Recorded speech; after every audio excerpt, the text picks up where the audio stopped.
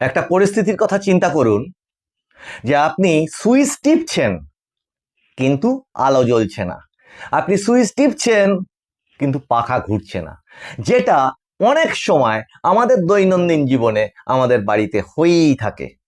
ঠিক সেই অবস্থাটা তৈরি হয়েছে এই মুহূর্তে তৃণমূল কংগ্রেস দলের। সুইচ তো টিপছে কিন্তু নেটওয়ার্ক পর্যন্ত সিগন্যাল আর গিয়ে পৌঁছচ্ছে না। তা সুইচ যখন টিপি আমরা, আলো যখন জ্বলে না, তখন আমরা কি করি? একটু চেক করে দেখবার চেষ্টা করি ওয়্যারিংটা কোথায় কিছু গন্ডগোল আছে না আছে। সেই চেক করতে গিয়ে দেখতে পাচ্ছে এবার যে সেই তার এত জায়গায় ছিঁড়েছে যে ওই তারটাই এবার বাতিল, কাজেই দলটাই এবার বাতিল, উঠে যাওয়ার মানে একদম সামনে দাঁড়িয়ে আছে।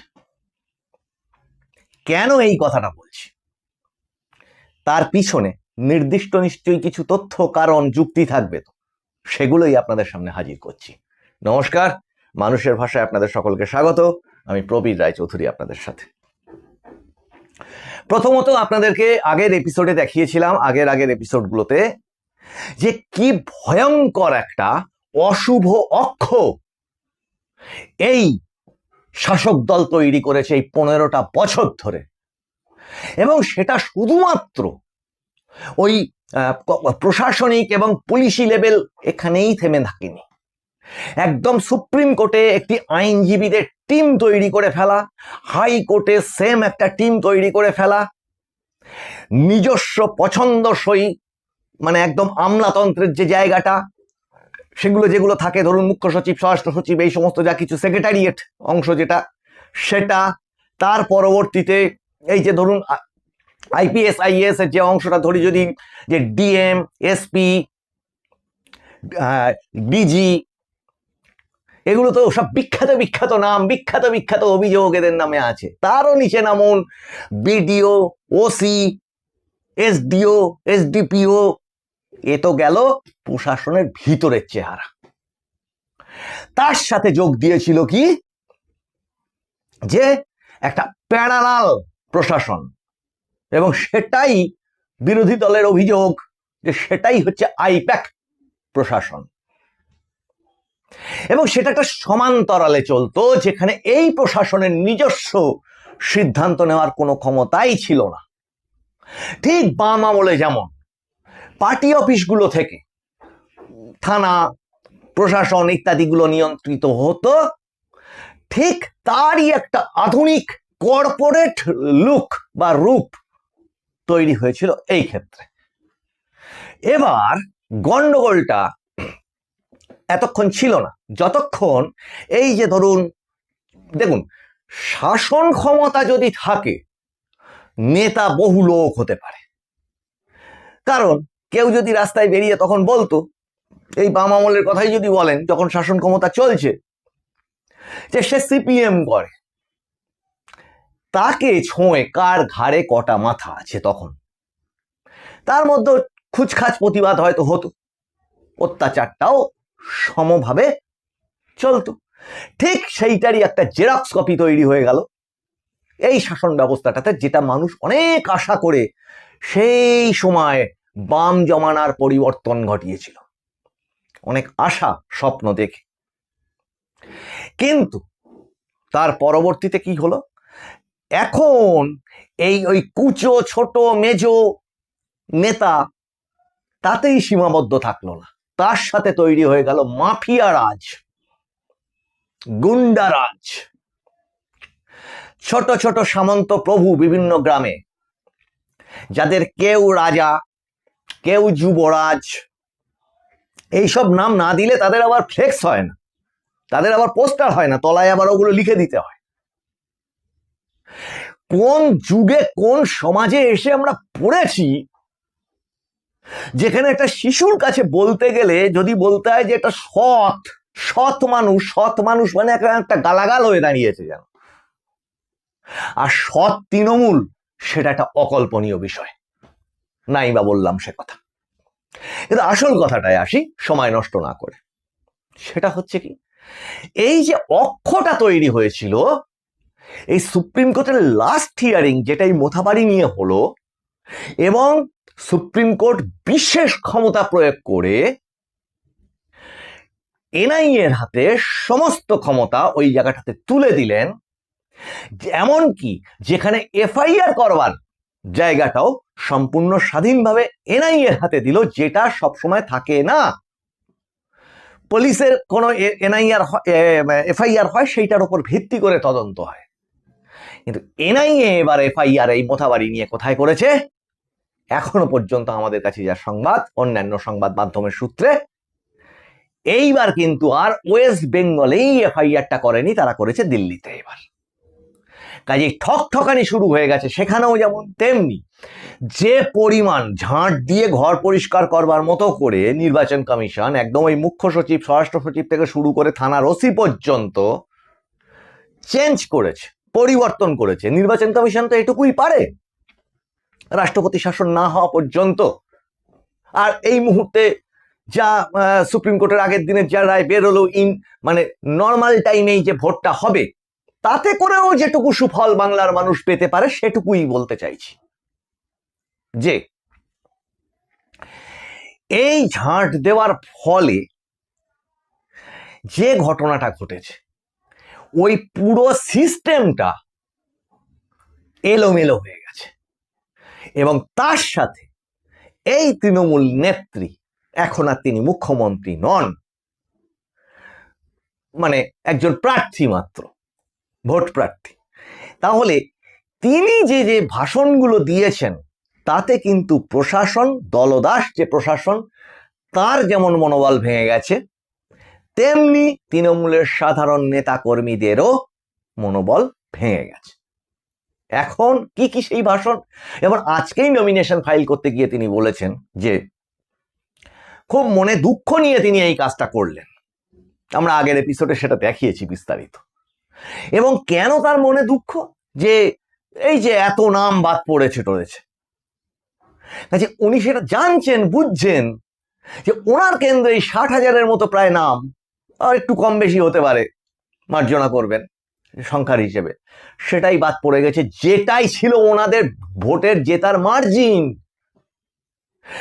যে পরিমাণ র্যালি করে, যে পরিমাণ জনজোয়ার করে শুভেন্দু অধিকারী নমিনেশন ফাইল করেছেন স্বরাষ্ট্রমন্ত্রী অমিত শাহের সাথে, সমুদ্রের সঙ্গে যদি এটা খালের তুলনা করা হয়, আজকে ওই মুখ্যমন্ত্রী এই 15 বছরে বোধহয় কখনো কোনো বাঙালি দেখেনি যে ওইটুকু কোনো লোকসমাগম নেই, কিছু নেই, রাস্তার ধারে সাজিয়ে রাখা প্রচুর ব্যানার দিয়ে মানে জায়গাটা ঢেকে রাখা, যেন কত কিছু হচ্ছে, আর লোক যাচ্ছে অতি সামান্য, যেটা অন্তত মুখ্যমন্ত্রীর নমিনেশনে এক্সপেক্ট করা যায় না।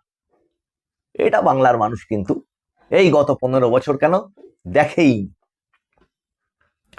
তার সাথে মানে একদম যদি সেই 80-90-এর দশক থেকে মুখ্যমন্ত্রীর রাজনীতি যারা দেখছেন, এই আমরা যারা দেখছি, তারা যদি ভাবেন এই নমিনেশন ফাইল করতে গিয়ে এই যে ভেঙে পড়া চেহারা, হতাশ মনোভাব, দুঃখ প্রকাশ করে ফেলা, আগের দিন একটি জনসভায় গিয়ে তিনি যখন বলেছেন যে কাদের কাদের নাম বাদ গেছে হাত তোলো, তো দেখা যাচ্ছে গোটা জনসভা শুদ্ধ হাত তুলছে যে সবার নাম বাদ গেছে, মানে গোটা জনসভাটাই বাতিল ভোটারের জনসভা। তখন তিনি অবাক হয়ে গিয়ে বলেছেন, হ্যাঁ এটা কি হলো, এটা তো কেউ ভোটই দেবে না। তাহলে এই যেখানে বার্তাগুলো যাচ্ছে, তাতে এটা সরাসরি রুট লেভেল, ওনার তৃণমূল না, তৃণমূলের তৃণমূল স্তরে এই বার্তাটা চলে যাচ্ছে, না আর হবে না। তেমনি প্রশাসনিক ক্ষেত্রেও সেই বার্তাটা চলে যাচ্ছে, এ ভাই আর হবে না। কিন্তু এতৎ সত্ত্বেও কিছু কিছু দলদাস অফিসার, সেটা পুলিশ হোক, অ্যাডমিনিস্ট্রেশনে হোক, তারা এত খাওয়া খেয়ে রেখেছেন যে ফট করে তো অস্বীকার করে দেওয়া যায় না যে তোমার কাজটা করব না, এটা বলতে পারছে না। বাধ্য হয়ে একটু লোক দেখানো হলেও বাইরে বেরিয়ে হম্বিতম্বি করতে হচ্ছে, মাত্র সরাটার জন্য মাত্র কটা দিন আর বাকি, এটা তারাও বুঝে গেছে। কাজেই যাকে বলে চাচা আপন প্রাণ বাঁচা, নিজে বাঁচলে বাপের নাম, যে প্রবাদ প্রবচনই আপনারা বলেন না কেন। ফলত গ্রামে গ্রামাঞ্চলে এই মুহূর্তে আপনাদের কাছে যে খবরটা পেশ করতে চলেছি, সেটা গতদিন প্রেস কনফারেন্সে শুভেন্দু অধিকারী ওখানে গোসাবার পঞ্চায়েতের পর পঞ্চায়েত, প্রধান থেকে শুরু করে জেলা পরিষদের সদস্য থেকে শুরু করে কর্মাধ্যক্ষ থেকে শুরু করে সিটিং, তাদের দলবদল প্রমাণ করলো। আর যেগুলো অত প্রকাশ্যে আসছে না, সেটা হচ্ছে তলায়। ওই প্রত্যেকেই এখন চাচা আপন প্রাণ বাঁচা। তাহলে বলবেন যে এতৎসত্ত্বেও তাহলে তাদের জনসভা টভায় লোক হচ্ছে কি করে?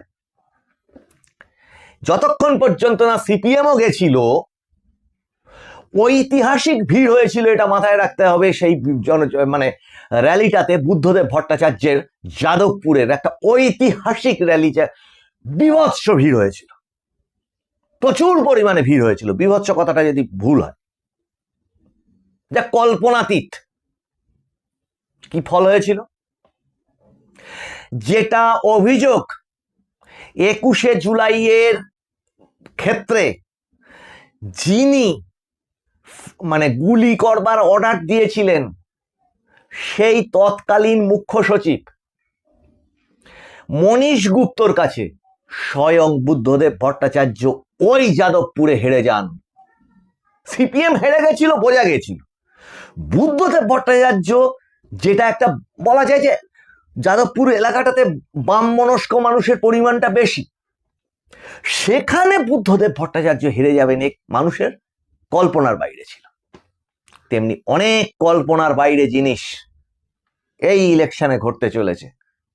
আগে একটা এপিসোডে বলেছিলাম যে বহু জায়গায় তৃণমূল কংগ্রেসের প্রার্থী জামানত রাখতে পারবে না। আজ বলছি, বহু জায়গাতে এবার তারা বুথে এজেন্টও দিতে পারবে না। বহু জায়গায় প্রচার, ওই যেটুকু সভা হচ্ছে কোনো রকমে ঠেসে ঠুসে করতে হয়, তাই করা, বাঁশ পোতা, এই অবধি। আবার সভা মঞ্চ ভেঙে পড়তেও দেখলাম।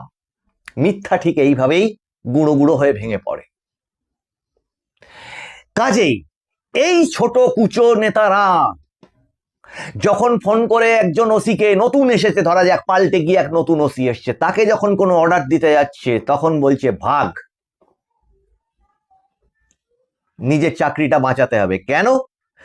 এই সুপ্রিম কোর্ট এবার স্বরাষ্ট্র সচিব এবং এই মুখ্য সচিব এবং ওটাকে কি বলে, ডিজি, পুলিশের, রাজ্য পুলিশের ডিজি ভার্চুয়ালি বসিয়ে যে পরিমাণ তিরস্কার করেছে, সেটা কিন্তু একদম যাকে বলে চূড়ান্ত, যাকে বলে পেনাল্টিমেট, যে এই শেষ। তার পেনাল্টিমেট মানে কি, একদম আলটিমেটের আগের অংশটা, যারা জানেন না তাদের জন্য বললাম, ওটাই শেষ। তাহলে ওইখানে যদি ওই বার্তা পৌঁছয়, এত এত দুর্নীতি করেছি, এসআইআর এ ঠিক আছে, বেঁচে যাব, ও ঠিক বাঁচিয়ে নেবে শাসক দল, বাঁচেনি, বাঁচাতে পারেননি এই মুখ্যমন্ত্রী, কাউকেই বাঁচাতে পারেননি। সাসপেন্ড হয়েছে, বদলি হয়েছে, এবং নির্বাচন কমিশন ডেকে পরিষ্কারভাবে তাদেরকে বলে দিয়েছে এই শেষ সুযোগ তোমাদের। তাই ওই যখন সুইচে বার্তাটা যাচ্ছে যে এই অমুক জায়গায় অমুকটা করে দাও, সেই বার্তাতে কিন্তু আলো জ্বলছে না। এবং কুচো নেতা, মেজো নেতা, সেজো নেতা, রাজা যুবরাজ, এই সমস্ত, তারা যখন এইবার গিয়ে ওই হম্বিতম্বিটা করতে যাচ্ছে, গিয়ে দেখছে যা বাবা, এ তো কোনো সেটিংই আর নেই। এসডিও আমার কথা শুনছে না, ওসিও আমার কথা শুনছে না, ডিএমও আমার কথা শুনছে না, হলোটা কি? কারণ প্রত্যেকেই এবার নিজের চাকরিটা বাঁচাবে, কারণ তারাও বুঝে গেছে এ উল্টলো বলে আর মাত্র কদিন। এই জন্য বলছি যে এই মুহূর্তে যা পরিস্থিতি হয়ে আছে, তাতে অলরেডি বিদায় ঘটে গেছে। মানুষ এইটুকুও যে পাচ্ছে নির্বাচন কমিশনের দৌলতে, যে যে সুরক্ষা ব্যবস্থা তৈরি করা হচ্ছে, মানুষও এবার মনে সাহস পাচ্ছে।